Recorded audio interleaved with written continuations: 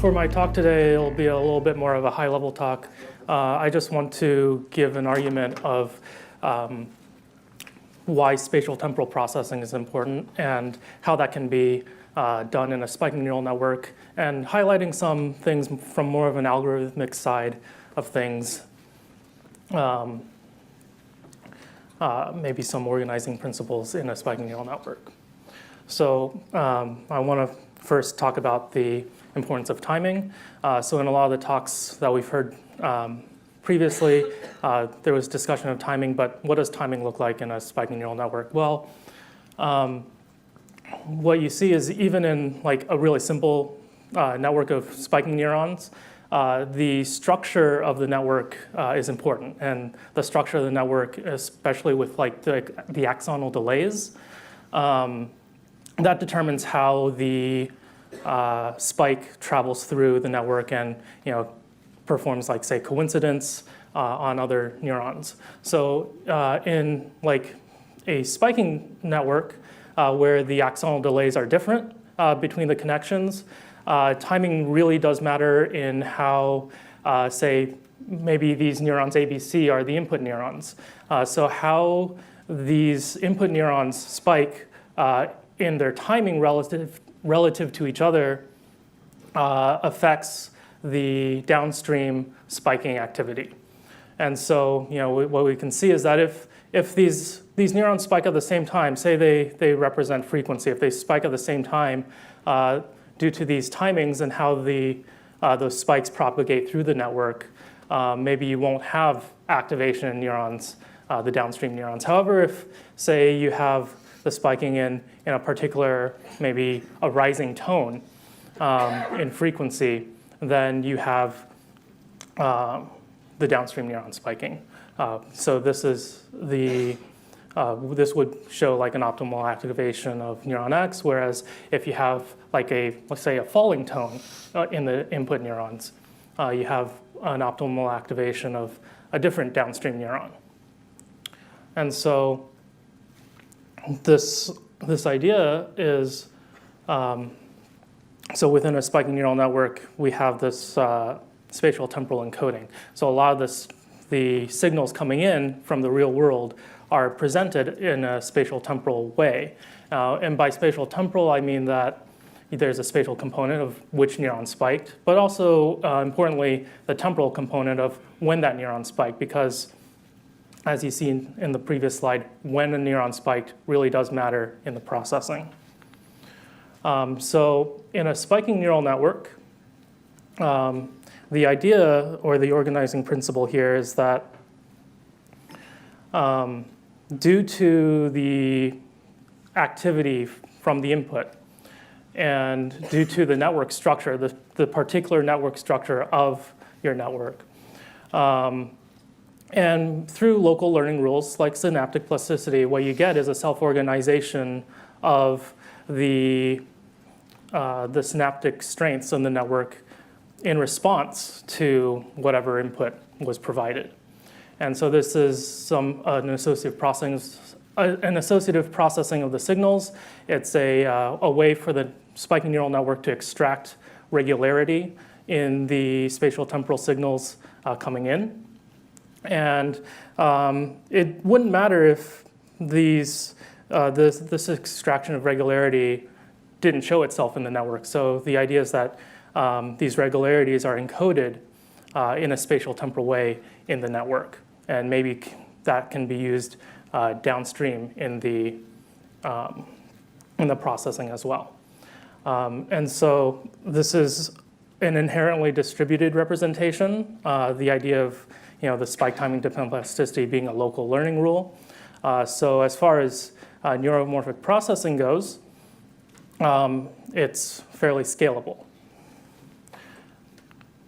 And the ideas around this spatial temporal processing, which I use the term polychronization, it's been out there in the literature, but just to introduce it to you, to people who haven't heard about it yet, the idea of polychronous just means many times, and it refers to groups of neurons in a spiking neural network that are connected in a fairly strong way, such that when this group of neuron gets activated, they spike in a time-locked fashion. And so the timing of the activations of these groups is consistent. Polychronization is just the self-organization of the network that yields these groups of neurons. And polychronizing is just describing a network that does polychronization. So here's just a quick graphical representation of what it might look like in a network. You have a bunch of neurons, and they're spiking at a particular time. These connections here, just like from the first slide, correspond to their axonal connections. So when the neuron spikes, when one of these neuron spikes, it propagates through the network through their axonal connections. So how the network acquires these groups follows the idea of the theory of neuronal group selection. You're treating a spiking neural network somewhat like a reservoir, and what you have is a primary repertoire of groups of connected neurons, just structurally connected neurons that may be able to form stronger connections through activity.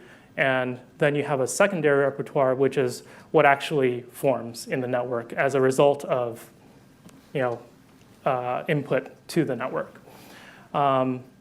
This process of moving from the primary repertoire to the secondary repertoire follows forward assembly of the connections through local learning rules, such as STDP, but also backward selection of which of these groups actually matter. So to just demonstrate learning in this particular way, I performed a few learning experiments to isolate these groups, the activation of these groups in a network. As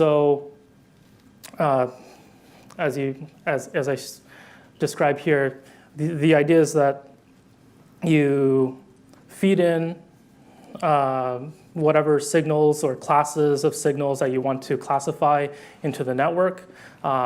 You first have to transform it into the spatial-temporal domain. And then you let the network self-organize and form these polychronous neural groups.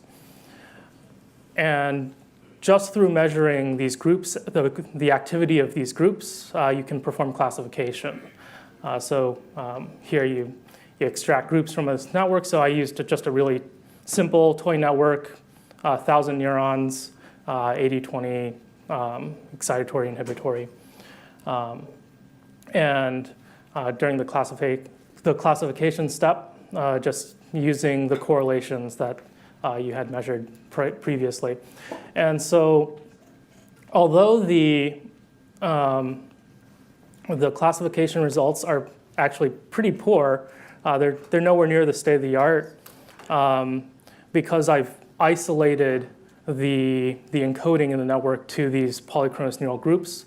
What I'm showing here is that this spatial temporal encoding in the network has been used to do the learning. And so to wrap up my talk, I just wanted to demonstrate and argue that the spatial temporal encoding of input signals can be represented within a spiking neural network as a spatial temporal representation.